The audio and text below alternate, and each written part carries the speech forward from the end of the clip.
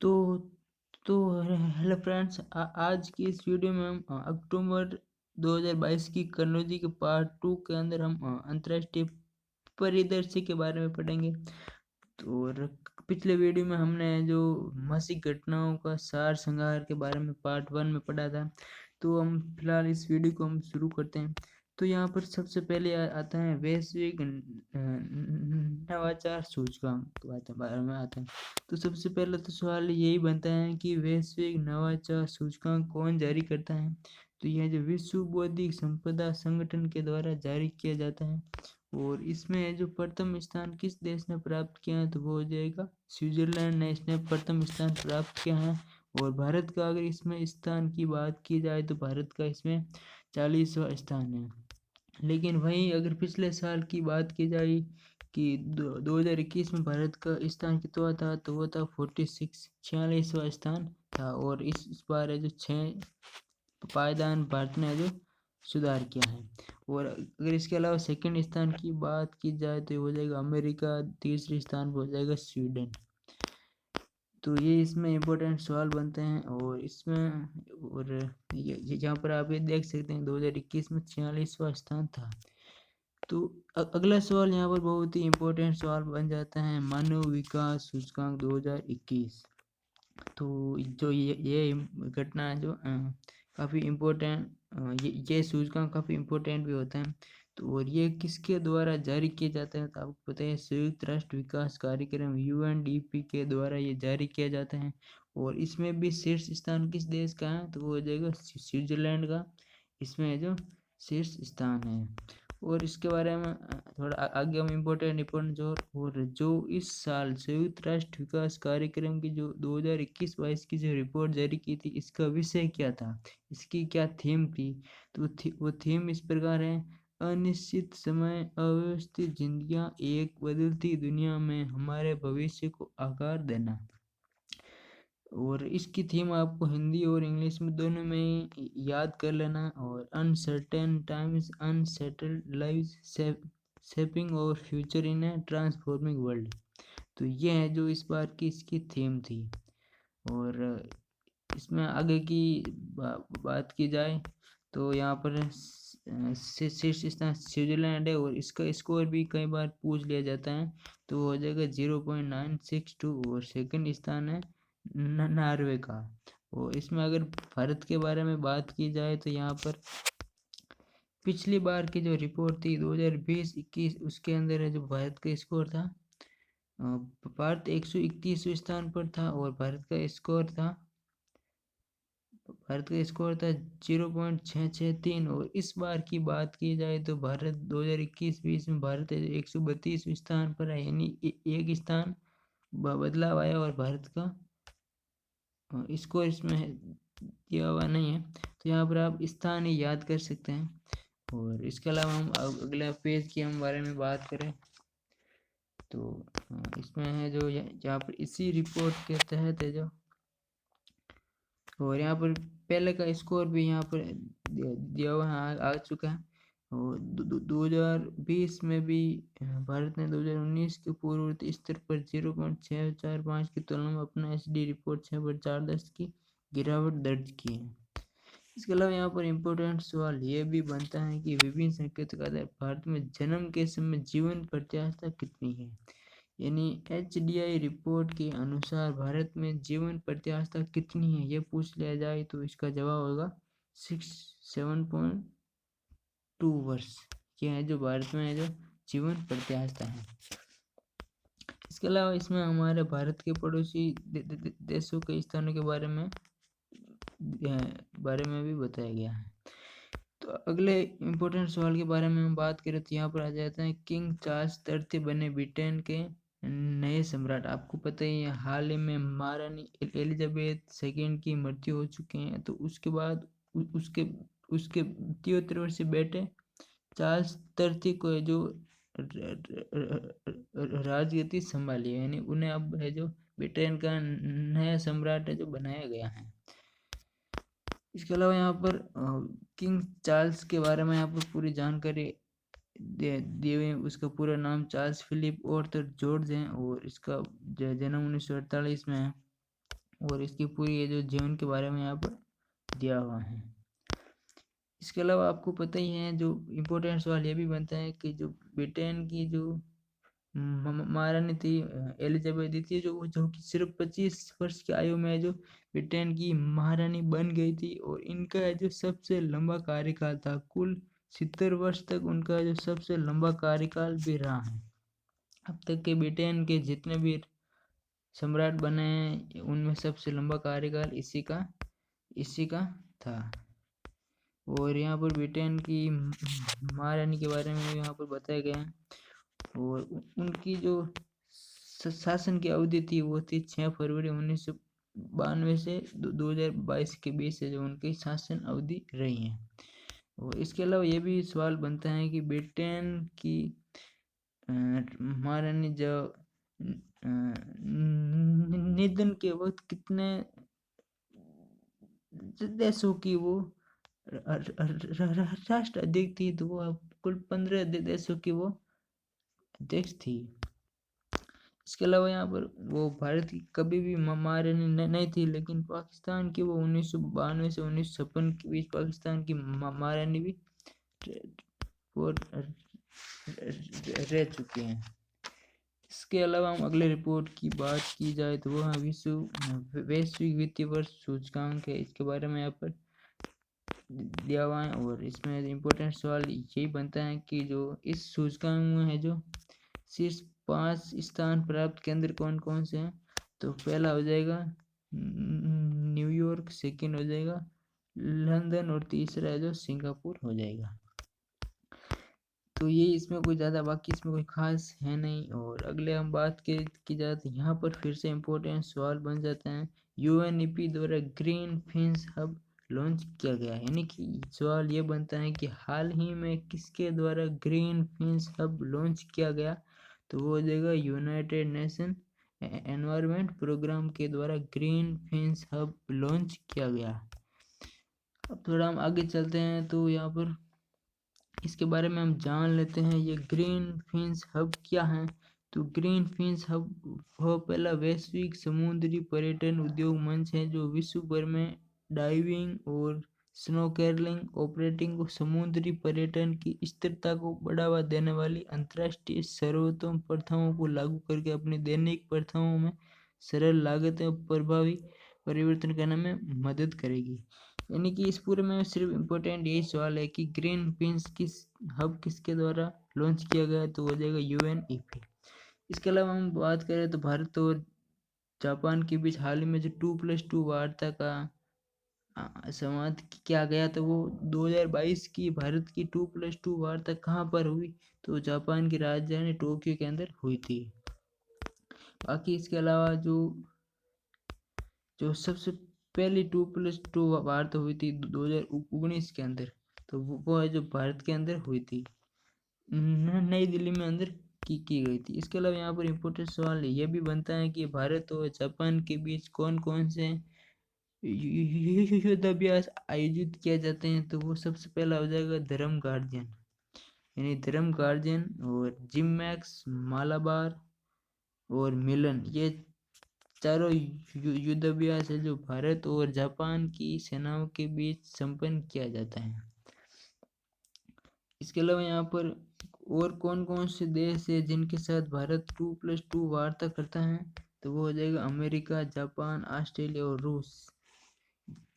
ये वही चारों देश है जिसके साथ भारत 2+2 वार्ता संवाद करता है।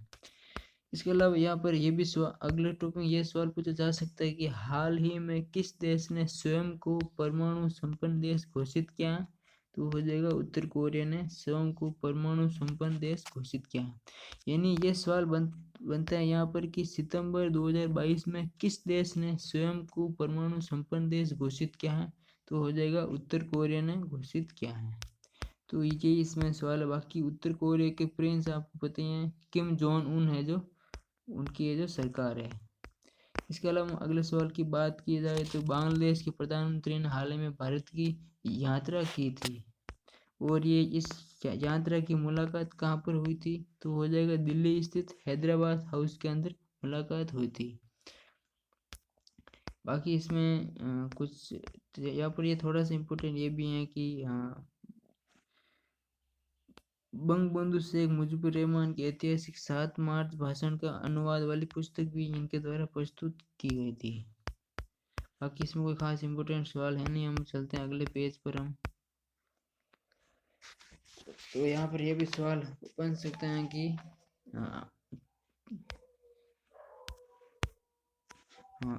अमेरिका ने तो हाल ही में ये बताया कि हाल ही में किस देश ने यूरोप के लिए $2 अरब की सैन्य सहायता की घोषणा की है। तो वो हो जाएगा अमेरिका ने जो सैन्य सहायता की घोषणा की है।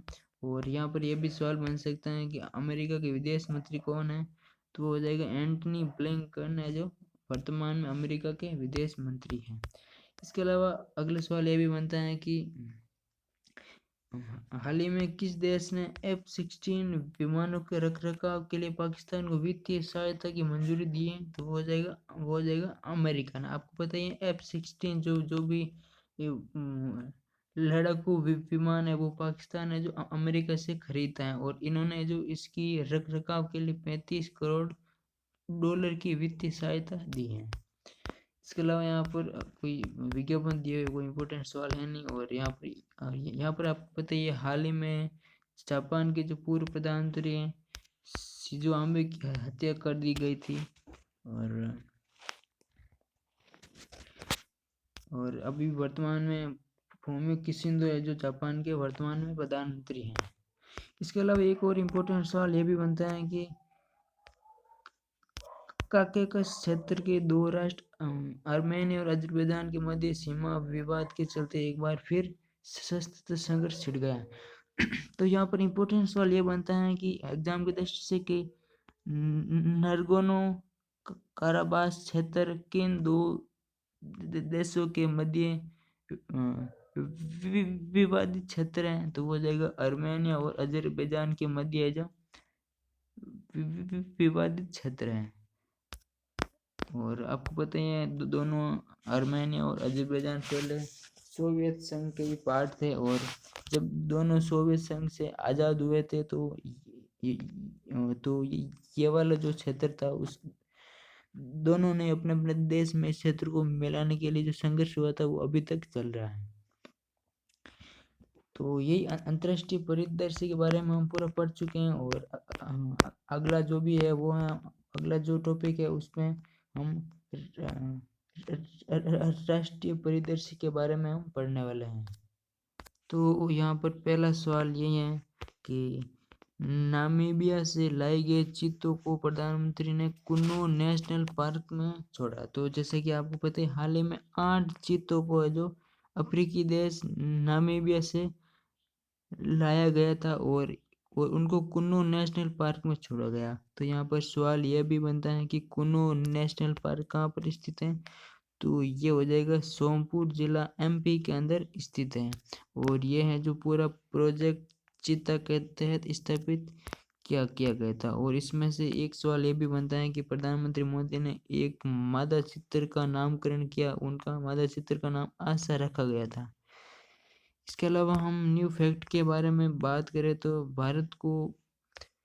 भारत को चीता विलुप्त कब घोषित किया गया था। 1992 के अंदर भारत में जो चीता पूरी तरह से विलुप्त हो गए थे, और उसके बाद अब जो भारत के द्वारा इन्हें वापस लाया गया है। तो इस पूरे में इम्पोर्टेंट सवाल यही बनता है कि भारत ने किस देश से 8 चीतों को खरीदा है। तो हो जाएगा नामीबिया। इसके अलावा ये बनता है कि कुन्नो नेशनल पार्क कहाँ पर स्थित है। तो वो हो जाएगा सोमपुर जिला MP के अंदर स्थित है। इसके अलावा हम अगले सवाल की बात करें तो हाल ही में ईसाई और इस्लाम में धर्मांतरित दलितों की स्थिति का अध्ययन करना है तो पैनल गठित करेगी सरकार। तो जब ये गठित करेगी तो कौन सा संविधान विधेयक होगा, कौन सा संविधान संशोधन होगा, इसके बारे में हम जब भी ये गठित होगा उसके बारे में सवाल बनेंगे। फिलहाल इसमें कोई ज़्यादा इम्पोर्टेंट नहीं है। और यहाँ पर एक न्यू फैक्ट हम पढ़ लेते हैं। अनुच्छेद 341 के तहत संविधान अनुसूचित जाति आदेश 1950 यह निर्धारित करता है कि हिंदू, सिख और बौद्ध धर्म से अलग धर्म को मानने वाले किसी भी व्यक्ति को अनुसूचित जाति का सदस्य नहीं माना जाएगा।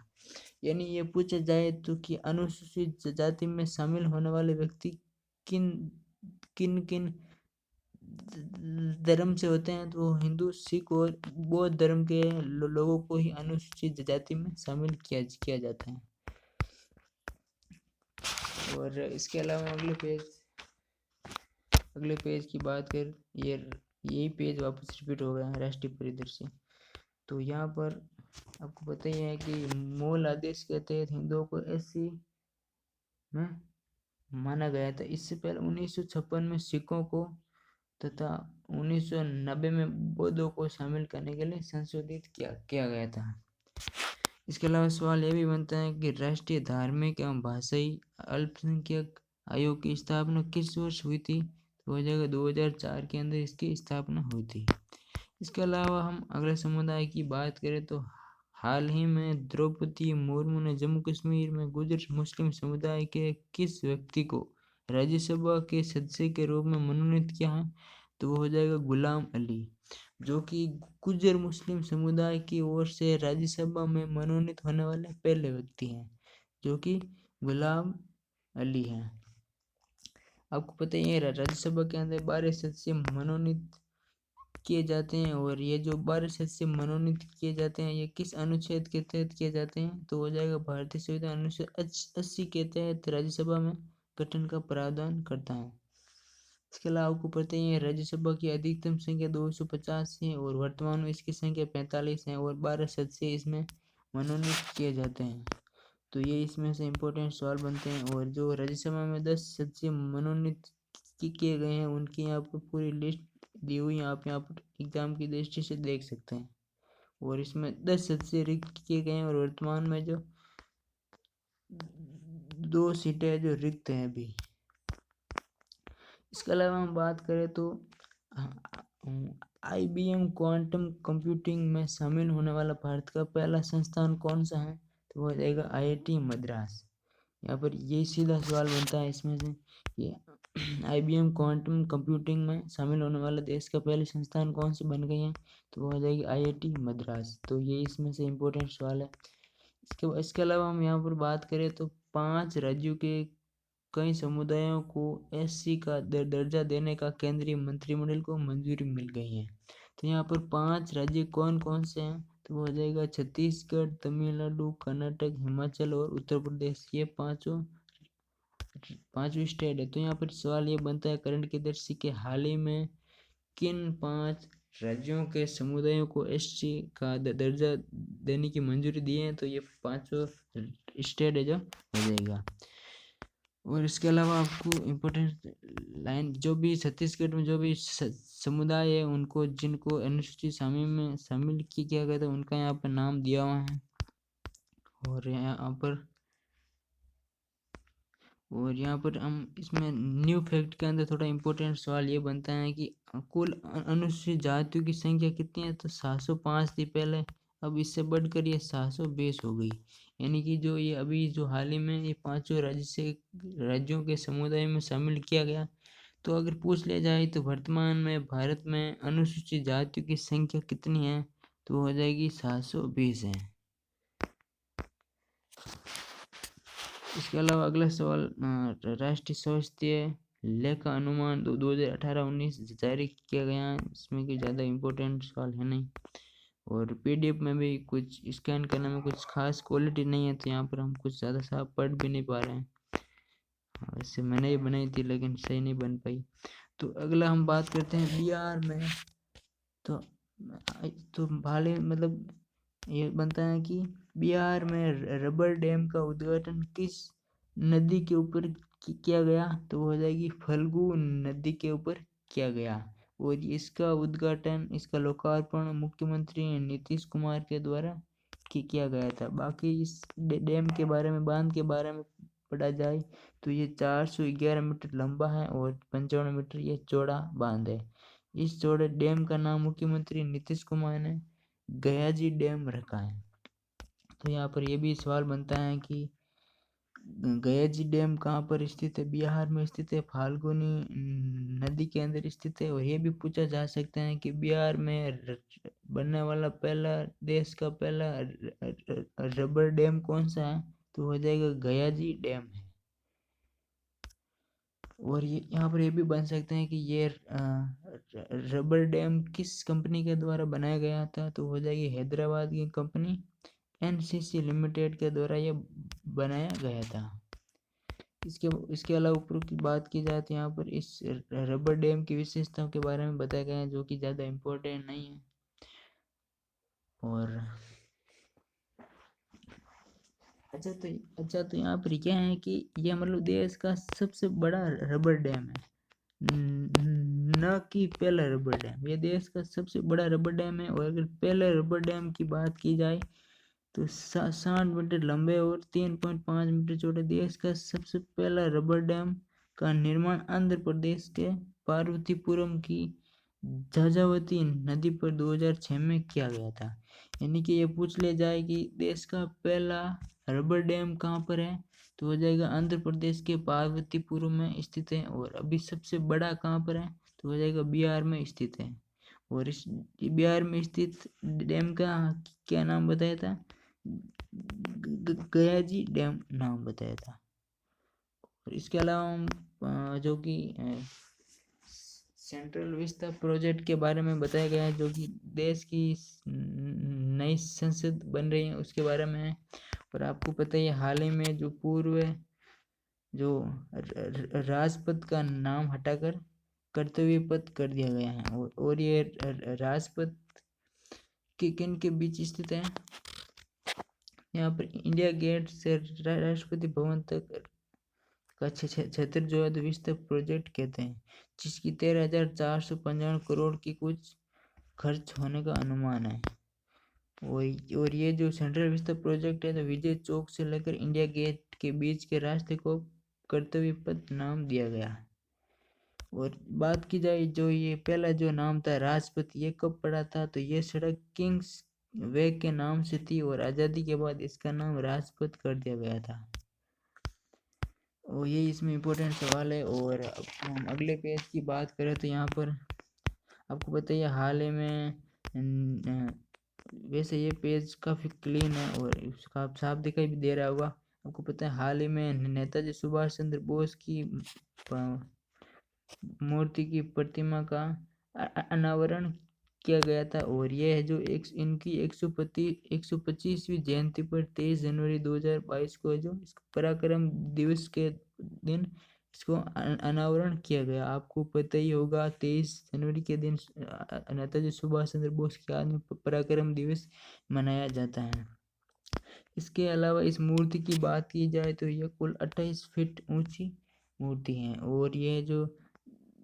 और ये मूर्ति जो किससे बनाई गई है? तो हो जाएगी ग्रेनाइट से बनाई गई है। और इस मूर्ति के वास्तुकार वगैरह कौन है, किसके द्वारा बनाई गई थी? तो हो जाएगा इस मूर्ति को पूरा करने वाली मूर्तिकारों की टीम का नेतृत्व अरुण योगीराज ने किया था। इसके अलावा अगले सवाल की बात की जाए, आपको पता ही है हमने जो कि पहला प्रश्न में पढ़ा था कि UNESCO global network of learning city में भारत के 3 शहरों को शामिल किया गया था। वो 3 शहर कौन कौन से हैं? तो यहाँ पर हो जाएगा केरल के दो शहर, एक तो हो जाएगा त्रिशूर और एक हो जाएगा नीलाम्बूर, और एक तेलंगाना का शहर है वारंगल। इन तीनों शहरों को है जो शामिल किया गया था। यहाँ पर हो जाएगा नीलाम्बूर, त्रिशूर और वारंगल, इन 3 शहरों को यहाँ पर शामिल किया गया था। इसके अलावा हम यहाँ पर इस पेज की बात की जाए तो इन्हीं वापस दिए गए हैं। और यहाँ पर थोड़ा हम फैक्ट के बारे में पढ़ लेते हैं। तो तेलंगाना के लिए यूनेस्को की दूसरी मान्यता। इससे पहले मुलुगु जिले का रामप्पा मंदिर का विश्व धरोहर सूची में यूनेस्को में शामिल किया गया था। आपको पता है पिछले साल का ये करंट जीके का सवाल है। और यहाँ पर बात की जाए तो पोषण अभियान योजना लागू करने वाले शीर्ष राज्य कौन से हैं? तो हो जाएगा महाराष्ट्र, आंध्र प्रदेश और गुजरात। ये तीनों ही शीर्ष राज्य हैं, यानी कि ये बड़े राज्यों की श्रेणी में ये तीनों राज्य आते हैं। और छोटे राज्य में पूछा जाए तो सिक्किम हो जाएगा। और केंद्र शासित प्रदेशों की बात की जाए तो दादरा नगर हवेली और दमन दीव हो जाएगा, जो कि पोषण अभियान योजना लागू करने में अपना शीर्ष स्थान रखते हैं। इसके अलावा हम बात करें अगले तो यहाँ पर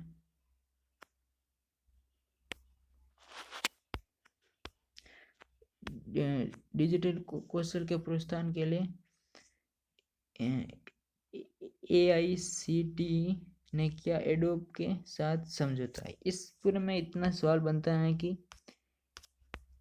हाल ही में डिजिटल कौशल के प्रोत्साहन के लिए AICTE ने किसके साथ समझौता किया है, तो हो जाएगा एडोब के साथ समझौता किया है। बस ये इतना सा इम्पोर्टेंट सवाल है, एडोब के साथ है जो समझौता किया है, बाकी इसमें कोई खास इम्पोर्टेंट सवाल बनता नहीं है। और यहाँ पर अगले इस पैराग्राफ की बात की जाए तो एशिया प्रशांत की शीर्ष प्रौद्योगिकी केंद्र की सूची में बेंगलोर अजय दूसरे स्थान पर है। और यहाँ पर बात की जाए तो पहला स्थान किसका है, तो वो हो जाएगा चीन की राजधानी बीजिंग का है, जो इसमें पहला स्थान है। और इसके अलावा अगले बात की जाए तो यहाँ पर पॉपुलर फ्रंट ऑफ इंडिया पर प्रतिबंध लगा दिया गया है, जो केंद्र सरकार ने कथित रूप से आतंकी गतिविधियों में संलिप्त और ISI के जैसे आतंकी संगठन संबंध होने के कारण पॉपुलर फ्रंट ऑफ इंडिया पर उस प्रतिबंध 5 साल के लिए यहाँ पर प्रतिबंध लगा दिया गया। यहाँ पर पूछा जा सकता है कि हाल ही में भारत सरकार ने पॉपुलर फ्रंट ऑफ इंडिया पर कितने वर्ष का प्रतिबंध लगाया है, तो हो जाएगा 5 वर्ष के लिए प्रतिबंध लगाया है। और यहाँ पर इसके बारे में थोड़ा दिया हुआ है। और यहाँ पर बात की जाए तो ये जो प्रतिबंध लगाए जाते हैं वो किस अधिनियम के तहत लगाए जाते हैं, तो वो हो जाएगा UAPA के अंडर के लगाए जाते हैं। और ये पूरे का फुल नाम क्या है, अनलॉफुल एक्टिविटीज प्रिवेंशन एक्ट के तहत इस पर प्रतिबंध लगाए जाते हैं।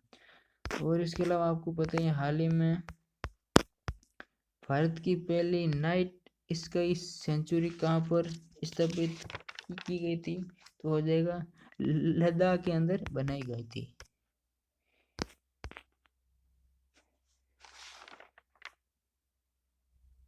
इसके अलावा अगले सवाल की बात की जाए तो आपको पता है भारत चीन के साथ वास्तविक नियंत्रण रेखा पर लोहित घाटी के किनारे स्थित सैन्य अड्डे और वर्तमान क्षेत्र पर एक प्रमुख सड़क का नाम भारत के पहले रक्षा अधिकारी विपिन रावत के नाम पर रखा गया। यानी यहाँ पर इसको सही तौर पर देखा जाए तो यहाँ पर यह बनता है कि किवितु सैन्य शिविर का नाम बदलकर general Vipin Rawat military garrison रख दिया गया। यहाँ पर यह सवाल इम्पोर्टेंट बनता है। यानी कि ये पूछा जा सकता है कि किवितु सैन्य शिविर का नाम बदलकर क्या नाम रखा गया है, तो हो जाएगा general Vipin Rawat military garrison नाम रखा गया है। इसके अलावा हम यहाँ पर ऊपर वाले पेज की बात की जाए तो हमें यहाँ पर जनरल विपिन रावत के बारे में थोड़ा दिया हुआ है। ये 1999 से लेकर 2000 तक किवितु के बटालियन 1511 में गोरखर राइफल की कमान संभाली थी। और इनकी मृत्यु आपको पता ही है, पिछले साल 8 दिसंबर 2021 हेलीकॉप्टर दुर्घटना में उनकी मृत्यु हो गई थी। इसके अलावा यहाँ पर बात की जाए तो लद्दाख के कारगिल में वंचित छात्रों को प्रशिक्षण एवं मार्गदर्शन देने के लिए भारतीय सेना के साथ गठजोड़ किया है। तो किसने किया है, तो हो जाएगा हिंदुस्तान पेट्रोलियम कॉर्पोरेशन लिमिटेड ने। तो यहाँ पर यह सवाल बनता है कि लद्दाख के कारगिल में वंचित छात्रों को प्रशिक्षण और मार्गदर्शन देने के लिए भारतीय सेना ने किसके साथ समझौता किया है, तो हो जाएगा Hindustan petroleum corporation limited HPCL के साथ समझौता किया है।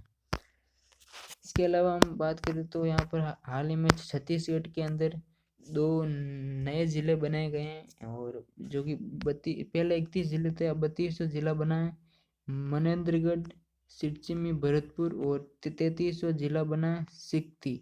और अब कुल मिलाकर छत्तीसगढ़ में 33 ज़िले बन गए हैं। यानी तो ये पूछा जा सकता है कि मनेंद्रगढ़ और चिरमिनी भरतपुर पुर और शक्ति किस हाल ही में बने जिला है जो किस राज्य के अंदर स्थित है, तो वह जगह छत्तीसगढ़ के अंदर स्थित है। इसके अलावा यहाँ पर गोगरा हॉट स्पॉट्स जो क्षेत्र हैं वो किन के मध्य स्थित है, तो भारत और चीन के मध्य स्थित बॉर्डर के वास्तविक नियंत्रण रेखा पर आने वाला यह क्षेत्र है। तो यही बस इसमें, और अगले पार्ट 3 में हम अंतर्राष्ट्रीय और रक्षा प्रौद्योगिकी के बारे में हम पढ़ेंगे। तो फिलहाल इस वीडियो में इतना ही। Thank you.